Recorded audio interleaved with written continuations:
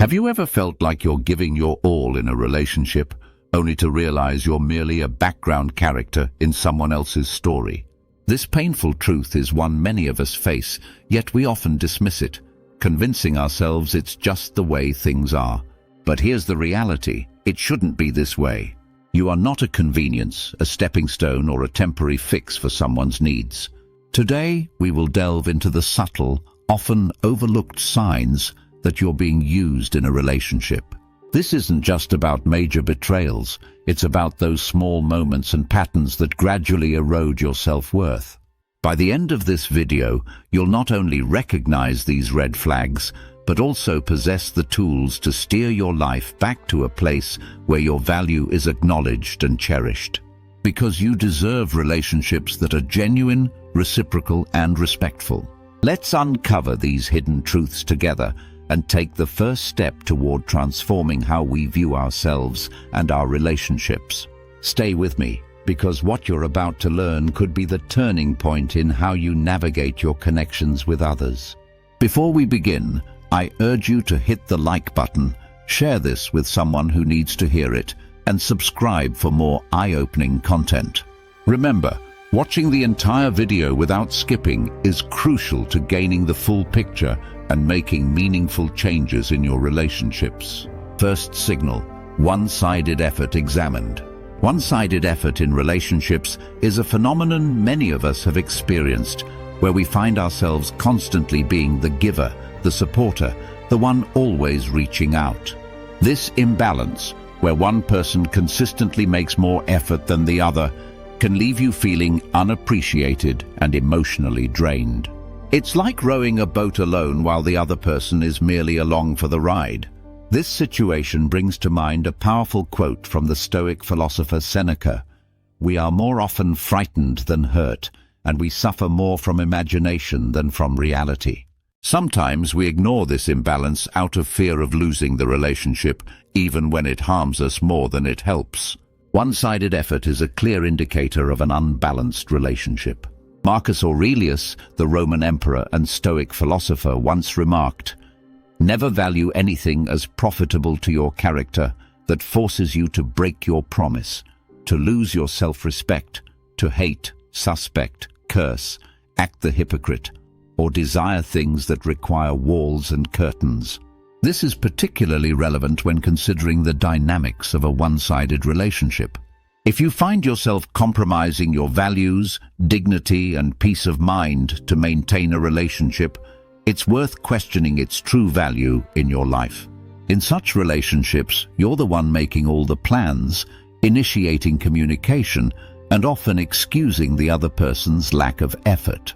This continuous imbalance can lead to resentment and loneliness, even when you're technically not alone. As the Greek philosopher Epictetus said, "We have 2 ears and 1 mouth so that we can listen twice as much as we speak."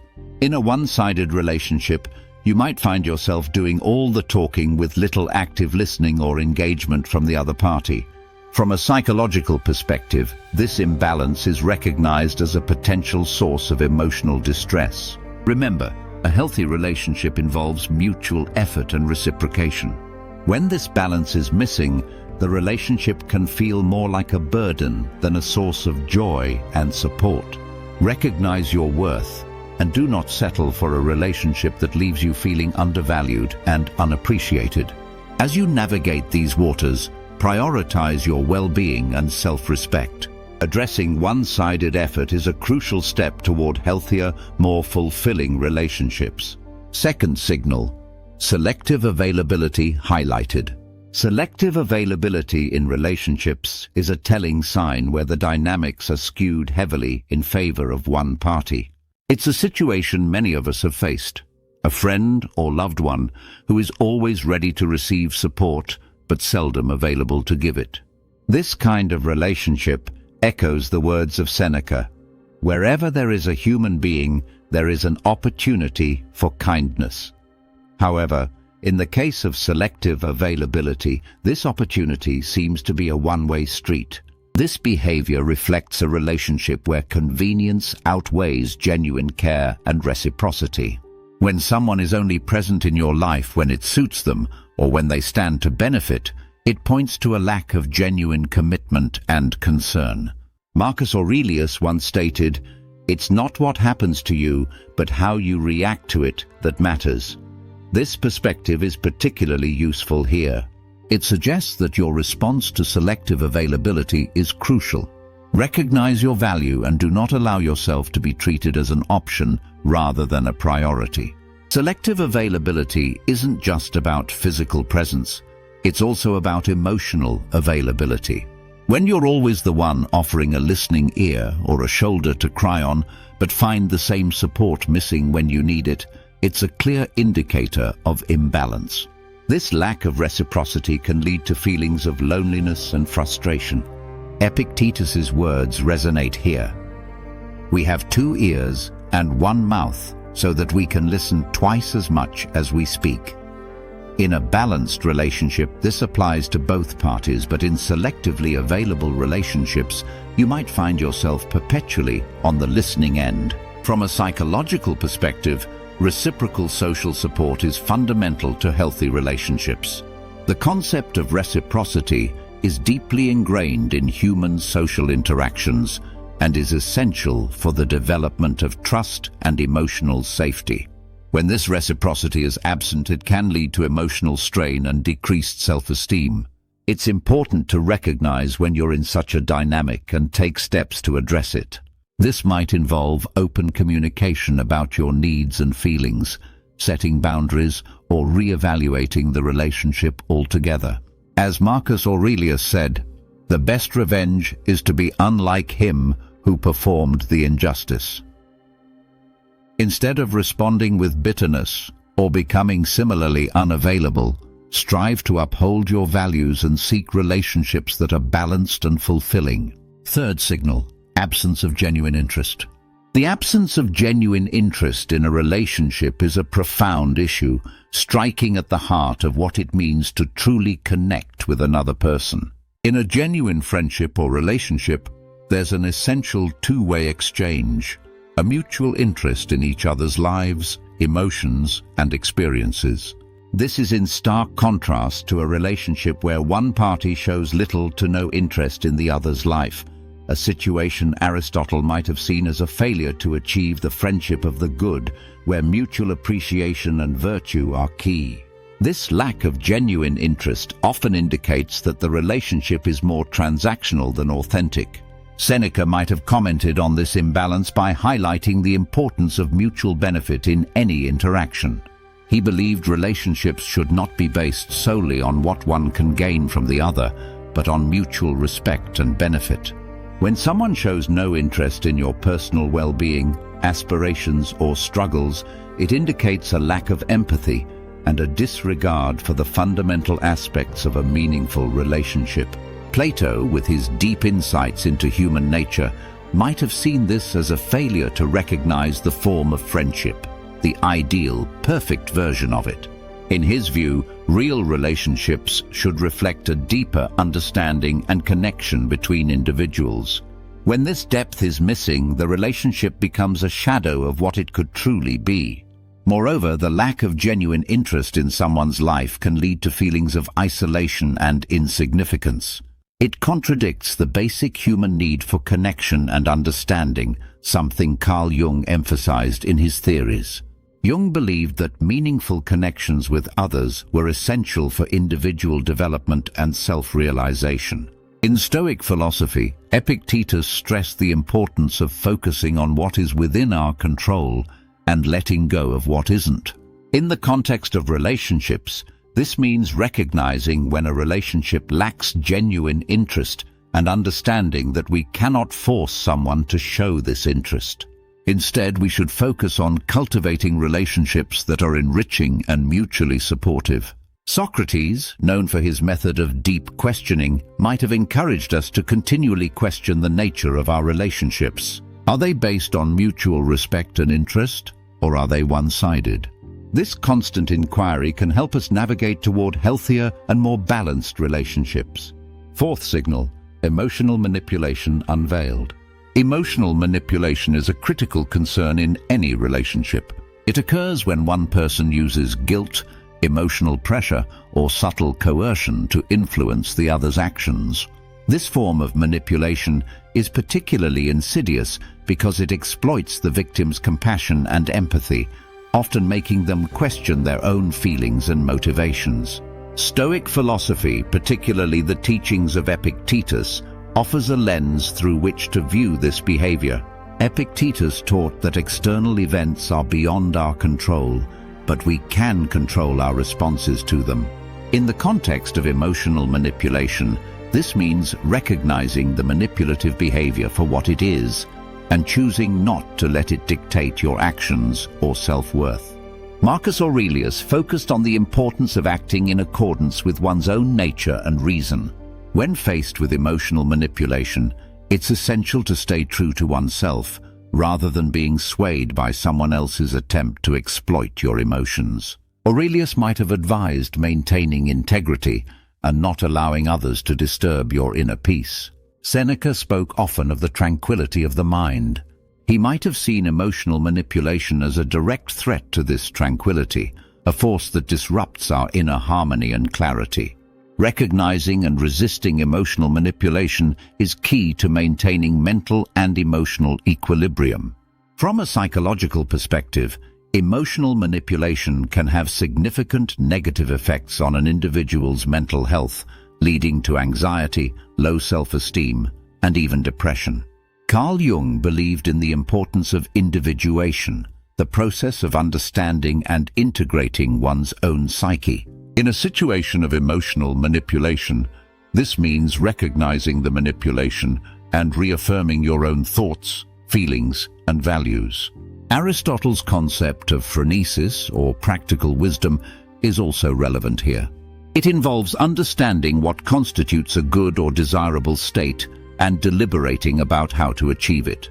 In cases of emotional manipulation, practical wisdom would involve seeing the manipulation for what it is and understanding the best way to respond or remove oneself from the situation. Plato might have viewed emotional manipulation as a corruption of the soul, a force that distorts truth and reality. In his dialogues, he often explored the idea of justice and truth, and emotional manipulation would likely have been antithetical to these ideals. Fifth signal, disregard for boundaries. The disregard for boundaries is a significant red flag in any relationship.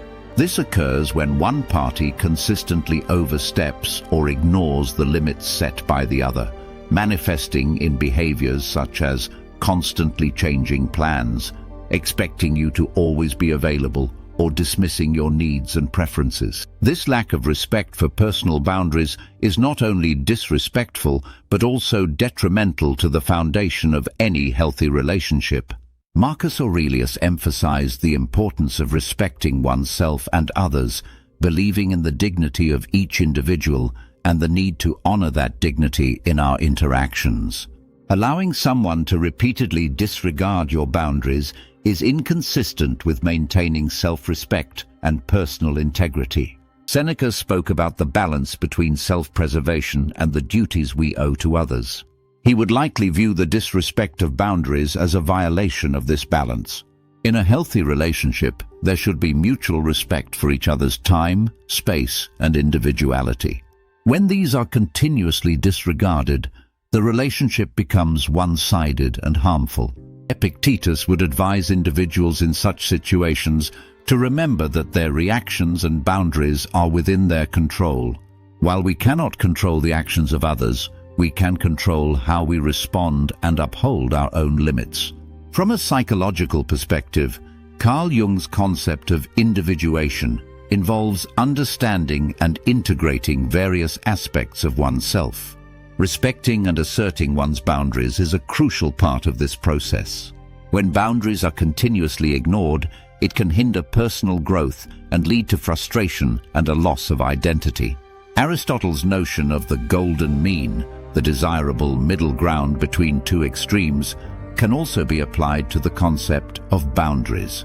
In any relationship, there should be a balance between flexibility and firmness. A complete disregard for boundaries represents an extreme that disrupts this balance, leading to an unhealthy dynamic. Sixth signal, superficial connection exposed. A superficial connection is characterized by interactions that lack depth and emotional engagement, where conversations and shared experiences barely scratch the surface of what true connection entails. This type of relationship is marked by a persistent shallowness, where even after spending considerable time together, the parties involved don't truly know each other on a deeper, more meaningful level. From a Stoic perspective, Epictetus might emphasize the importance of genuine interactions in our lives. He believed that the essence of our relationships should be based on truth and sincerity. When a relationship remains superficial, it fails to align with these Stoic values of authenticity and meaningful connection. Marcus Aurelius often spoke about the depth of human relations and the importance of true companionship. He would likely view a superficial connection as a missed opportunity to forge a bond that contributes to personal growth and mutual understanding. Seneca might see superficial connections as a reflection of a lack of commitment to the betterment of oneself and others. In his view, relationships should serve as a means to improve ourselves and contribute positively to the lives of others. A relationship that remains at a superficial level does not fulfill this purpose and is thus lacking in the qualities that Seneca valued. Aristotle's concept of friendship based on virtue and mutual respect contrasts sharply with superficial connections. According to Aristotle, the highest form of friendship is based on the mutual appreciation of the virtues of the other person and is not merely about pleasure or utility. Superficial relationships devoid of this depth do not meet Aristotle's criteria for true friendship. Plato might have conceptualized superficial connections as relationships that fail to reach the world of forms, his idea of the highest and most fundamental kind of reality. In Plato's view, a relationship that doesn't strive to understand and connect with the true essence of the individuals involved is limited and unfulfilling. Carl Jung emphasized the importance of deep, meaningful connections in his theory of individuation, the process of self-realization. Jung would likely see superficial connections as barriers to achieving this self-realization, as they do not allow for the depth of interaction necessary for individuals to fully understand and integrate different aspects of their personalities. Seventh signal, absence in tough times. The seventh and deeply telling signal of a problematic relationship is the noticeable absence during tough times. Genuine friendships and relationships are tested and proven not in moments of convenience, but in times of challenge and adversity. When a person you consider a friend or partner is conspicuously absent during your periods of struggle or hardship, it speaks volumes about their investment and commitment to the relationship. Stoic philosophy, with its focus on virtue, resilience, and the nature of human relationships, offers valuable insights into this issue. Epictetus believed in the importance of enduring hardships with a sense of stoicism and grace. However, he also recognized the value of support and companionship in overcoming life's challenges. In the context of a friend's absence in tough times, Epictetus might remind us that while we cannot control others' actions, we can control our response, including re-evaluating the relationship and seeking support elsewhere. Marcus Aurelius would likely see the absence of a friend in hard times as a failure in the duty of friendship. For Aurelius, the essence of any relationship was based on mutual support and understanding. The absence when you are most vulnerable contradicts the very principles of mutual respect and empathy that he valued.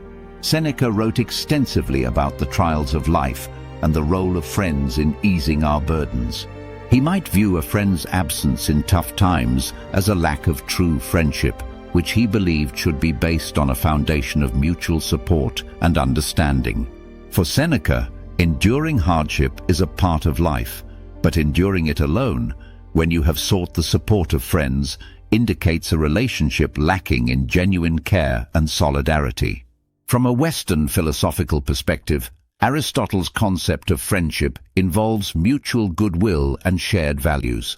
In his view, a friend who is absent during your struggles fails to meet these criteria of true friendship.